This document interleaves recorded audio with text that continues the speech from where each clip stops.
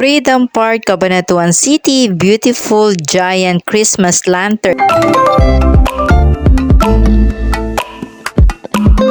Hello friendly people! Good day po sa inyong lahat. For today's video, samahan niyo ko sa aking another biyahe, another road trip. At this time, nandito ako sa Freedom Park, Cabanatuan City kung saan nakakita ako ng mga giant Christmas lantern. So ito yung time at ako ay papasok na talaga dito sa Freedom Park at talaga naman pong so excited ako na makita po ng malapitan ang mga nagagandahan, naglalakihan at talaga naman pong mga nagdiningning na mga Christmas giant lantern po na ito.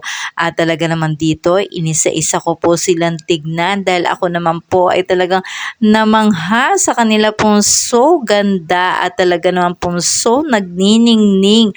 At meron po silang mga iba't ibang color at mga design dito po sa paggawa ng mga Christmas giant lantern. Talagang ramdam mo na talaga ang nalalapit na Kapaskuhan dahil talagang ang mga parol po na ito ay nagpapahiwatig na ng kakasiyahan na talagang malapit na po ang pagsapit ng Pasko. Ito nga pala ay nilikha po at nanggaling sa iba't ibang bayan dito sa lalawigan ng Nueva Ecija. At talagang dito ipinamalas nila yung kanilang pagiging creative dito sa mga Christmas giant lantern. Thank you for watching. Bye!